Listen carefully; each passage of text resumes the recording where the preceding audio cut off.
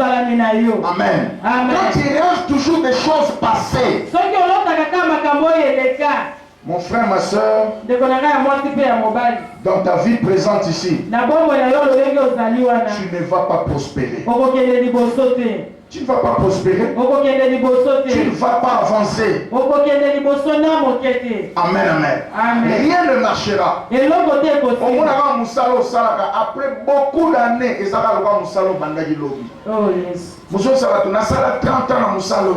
ils sont mon amène dans Moussala Nzambo. Moutabani ko ebiso ba ange sali. Ba temps sali. Nande nasa wana sala 25 ans de ministère mais si manaya ta pasteur mote. Moussala sala loba Moussala ba bébé. Alléluia. Amen. Malgré tout le temps qu'il a mis dans l'activité qu'il fait. Il n'a pas de preuves comme ça pour démontrer aux gens. Tout le monde voisin au salamané. Wapi bilemba musala na yo. Lelo soko zate. Batu ba okanisaka yo na nini. Ozomo ozo rêver la vie frère. Lucas délivrance. J'aime dire ça. Les gens se souviendront de vous pour deux choses. Ok? Amen. De tes débuts et de tes fins. Son bandagi mabe sala te fort suka bien. Batu ba okanisa na bibandeli na yo na basuka na yo. Est-ce que tu vois le bi amen? Amen. Son banda mabe sala te fort suka bien. Même ceux qui moulent bandaki on mabe sala fort suka bien. Comment séminaire oyoga na batamboy vers la fin de l'année comme ça. Bientôt c'est novembre. Calamité décembre moule sili. C'est que Dieu veut te rattraper.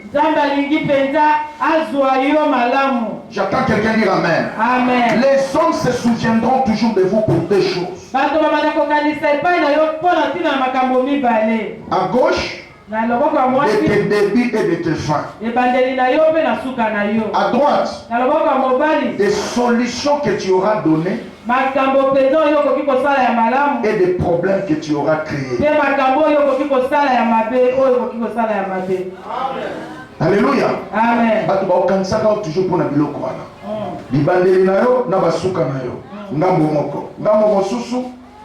solution otika batrasa bien na mitema bato baokanisa bao toujours. C'est la vérité.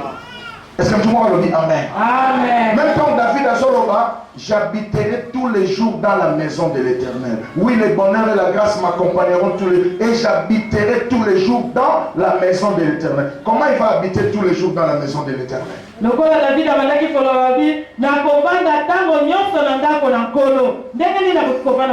David était roi, il était prophète, il était adorateur, il était guerrier. Il avait plusieurs responsabilités. Mais comment il devait rester tous les jours dans la maison de l'Éternel? David prophète,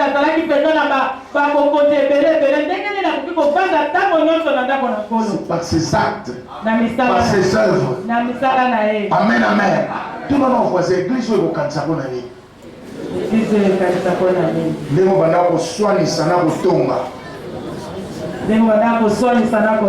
amen. Amen. Donc vous avez aucune sabbat une église. Des années na sœur mon soki azoya kama bihanzambe ayeli sosu. Akenata na l'église à pasteur Thomas. Pour présence les ara ko soalisa. Pour créer un problème. Les gens se souviendront de vous pour des problèmes que vous aurez créés et des solutions que vous aurez données.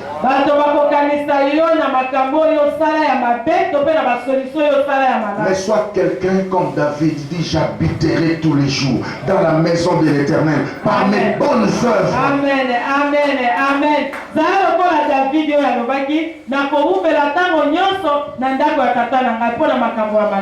Comment papa ou a commis pasteur? Amen. Amen.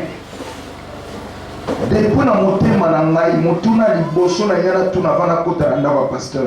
Nabi wapi frère bienvenue. Parce que lors de mon premier voyage, il a laissé une empreinte dans mon ministère.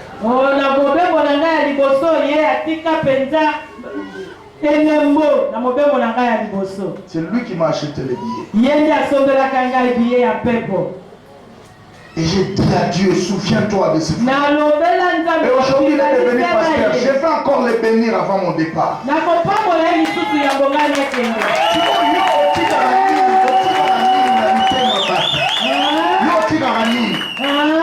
ce qu'on voisin, au Tigarani, au Betty Milolo, mais il y a au Tigarani.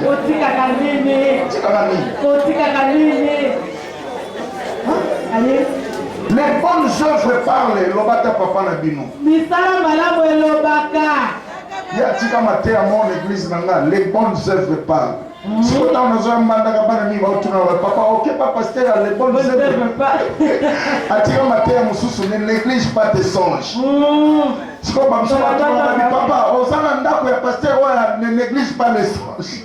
Comme si vous avez dit la commote, vous avez dit maté. Si vous voisez, yo kamana, na ba combat ba pasteur te, na maté. Si vous avez l'église pour ça la nuit. Yo zanga pasteur à maté bien. C'est bien. Est-ce que tout le monde a besoin de alors retenez ceci. Lorsque tu restes souvent dans le passé, il y a trois choses. Il y a l'esprit de limitation, l'esprit de régression, et ça veut dire aussi que tu as quelque chose à régler dans ton passé. Amen, amen. Ça c'est très très important. Alors, j'entre maintenant dans les rêves de poursuite. Je ne sais pas si on va terminer. Beaucoup de gens vivent des rêves de poursuite. Hier, je t'avais expliqué un phénomène que un sataniste m'a livré. Il m'a dit, pasteur, tu as un esprit, il y a des faux chrétiens, il y a des païens. Habitokito lotisien loto. Au moins on dirait ba nyoka azolanda yo. Uzokima wana nyoka azolanda sot muselekete. Azolanda yo okangi Jésus. Osutuki. Yo quand on dirait Jésus au big salon, en réalité nyoka wana swaka yo. Ba bombe lion de parti on a filmé. Muselekete wana swayo. Moi wana azolanda en réalité swayo. Mais pas caché, donc ça y est, ta film à l'époque, va zapper. Parti en amonaté. Nous avons surtout qui n'est pas. Combien de gens ont vécu des situations pareilles? T'as la vie après notre on mais après, au Soudan, Jésus. Vous avez qui m'a boé, au moins il peut mettre les boulots, au lieu de Zinda boé, au Gagné Jésus, au Zindité. En réalité, au Zinda. Dans la vie après notre est-ce que ma camouflage matin to depuis wana na yo na misala na yo na libala bozinda na libulu est-ce que tout le monde a solo belé amen ko sakana na bandoto te loba papa Jean-Pierre ne néglige pas tes sons même si tu n'as pas compris. Alléluia. Amen. Tu dois voir le pasteur. Je n'ai pas le temps de voir tout le monde. Vous avez un homme de Dieu sérieux ici. C'est parmi les hommes qui ont une grande moralité dans cette vie.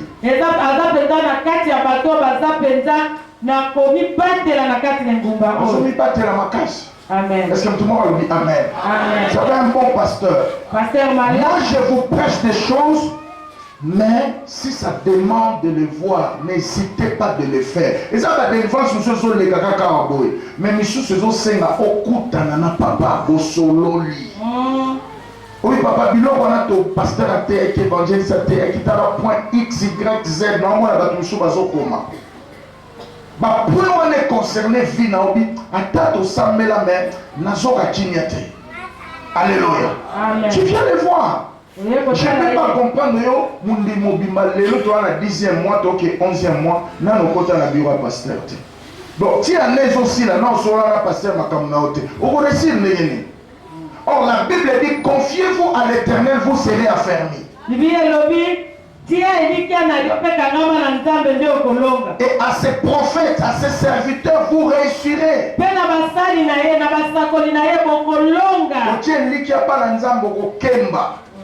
mais pas basali na au récit. Donc sozo kuta déjà la pasteur, t'es ça fait envoûtement. Bazo pexo kuta na pasteur poani.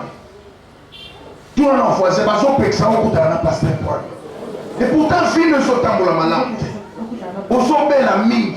Combien on dépensé na moi na wana. Dans les balles non maison ningana. Bandoto ma be pai. Tu as des problèmes, mais comment tu te sens réservé, charisme pour mon pasteur, charisme, nous avons bien dit. Ça va en foutement. Parce que réussite, il y a peuple ensemble, et ça, ma boko, il y a ça, na loba, ba directive à ce pays. Est-ce que tout le monde en a zolobé? Ça c'est très important, mes amis. Les poursuites des chiens. Dans Psaume 22 ici, verset 17 qu'on a lu, c'est un psaume sur le plan contextuel, ça concerne le Seigneur Jésus-Christ. Ça montre l'image de la croix. Amen. Amen. Comment Jésus était attaqué par les chiens. Cette bande de chiens qui ont fait le complot pour tuer notre Seigneur. Hérode, Pilate et tous les Juifs là qui ont comploté, qui ont voulu que le Seigneur soit mort. Et la Bible dit ils ont partagé même ma tunique. Amen. Amen. Ils ont percé mes pieds, ils ont percé mes mains.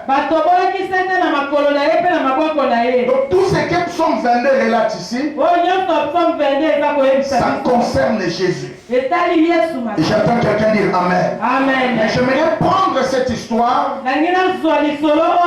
pour essayer un peu de les comparer et sortir la leçon du Seigneur dans ce qui concerne les rêves et les songes.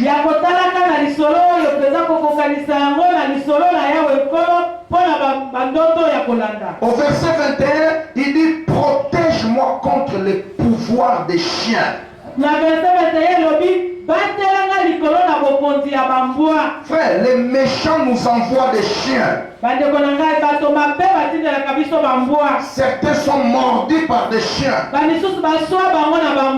Amen, amen. Amen. Et aujourd'hui, leur vie se complique. Et dans la Bible, nous avons des cas de figure comme ça. Amen, amen. Amen. Mais si tu lis au verset 17 jusqu'à 21, la Bible parle de glaive.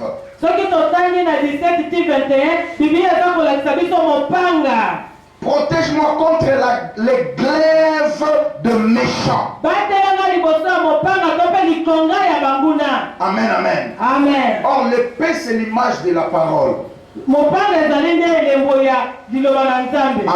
Amen. La parole de Dieu, mais aussi les paroles qui sortent là dans la bouche de tout le monde. Dès que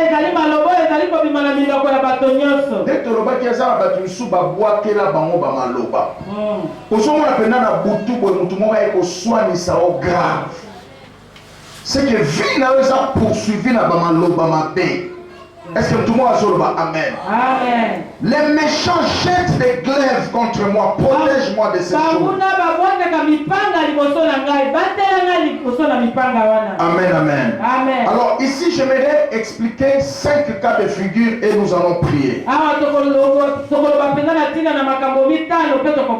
Par rapport aux attaques des chiens. Amen. Amen.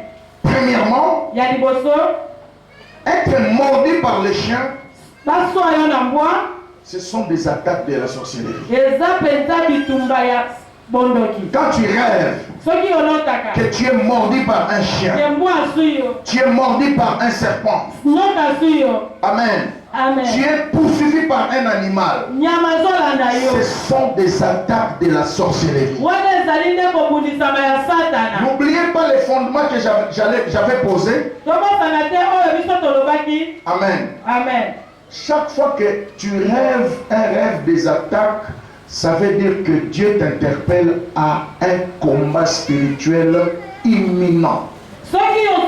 la ndoto ya bitumba ezali nde nzambe azokebisa yo ke yasola mpenza bitumba etelemeli yo na porte. Amen. Amen. Tu dois te réveiller. esengeli olamuka. Na bete bino lisola ndeko mwasi mo bapesaka ye sida na kindoki. Asolo. Amoni kaka boye munganga moko aye alati kagula bombi elongi na serenge ale apike ye azoboya me akotisi serenge wana asutuki nde kana yebisaki yo na Jésus asutuki akanisi ondire esalami te noko babombeli efilme en réalité bakotisaki ye serenge ntango asutuki asenti place wana mpe douleur. Combien de fois yo olota bandoto ya ndenge wana otikano kaka na ntongo ayoki mpe bafièvre azuka baparacetamol ameli esili avandi na ye. Après 6 mois basigne ya sida ebandi ose manifeste. Alléluia. Amen. Combien de fois tu as rêvé, tu es poursuivi par des lions, tu es poursuivi par des chiens, tu es poursuivi par des animaux. Ce sont des attaques de la sorcellerie. Bambala boni oyo mona olota, bambwa bazolanda yo, banyama bazolanda yo, banyoka bazolanda yo, ezande bitumba ya Satana. Et je vais te poser une question. Quelle est la partie qu'on t'a mordi? Amen. Amen. Ici le psaume dit ceci. Les chiens ont mordi mes mains. Ils ont mordi mes pieds. C'est ce qu'ils ont fait le Seigneur Jésus à la croix. Ils ont mordi ses mains. Ils ont mordi aussi ses pieds.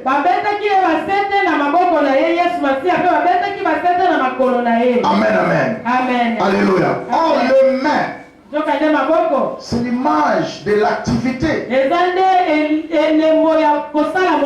Quand tu vois dans un songe, un animal t'a poursuivi et il a mordu tes mains.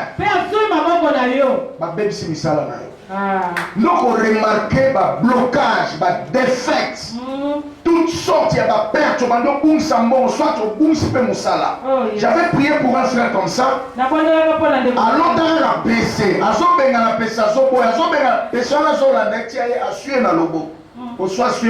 deux semaines après, à l'ombre Moussala.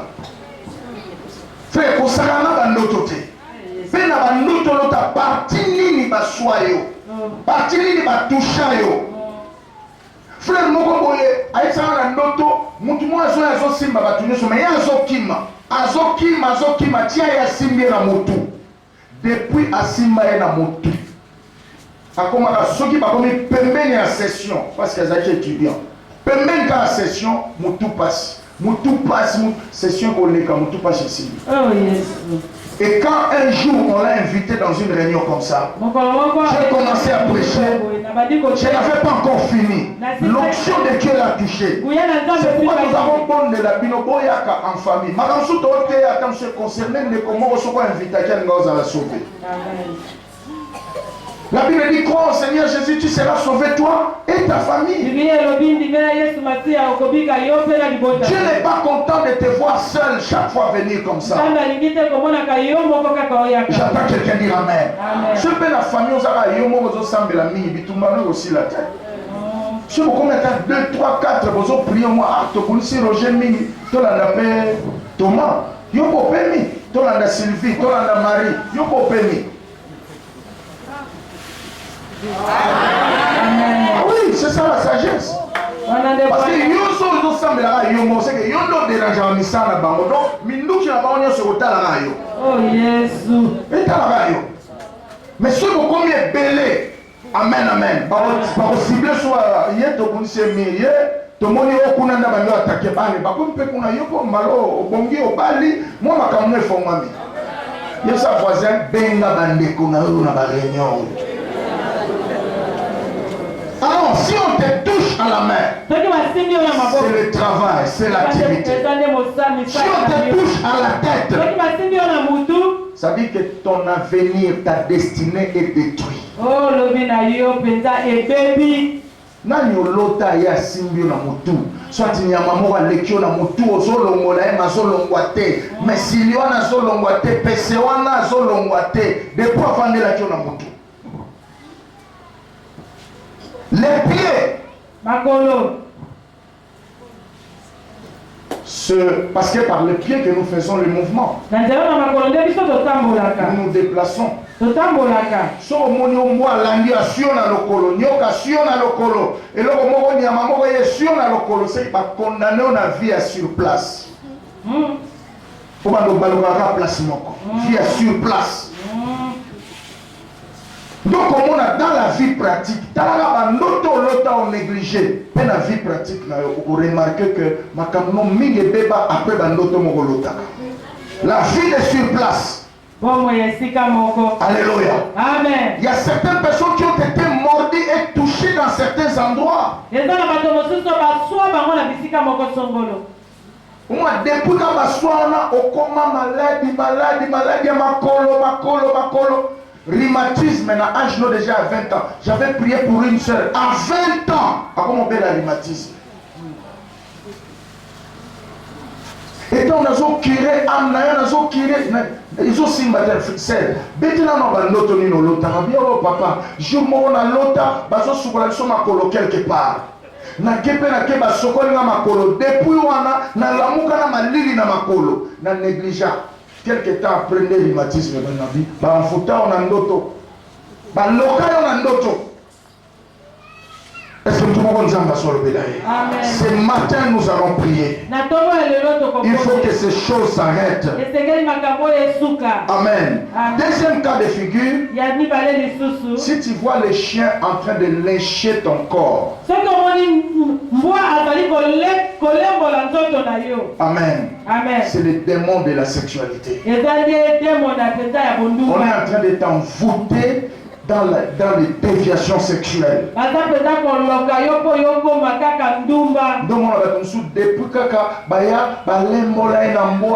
Depuis sur le plan sexuel, elle est même mariée, mais il commence à sortir en dehors de son et j'ai rendu ministère à un frère un jour, il est même plus loin.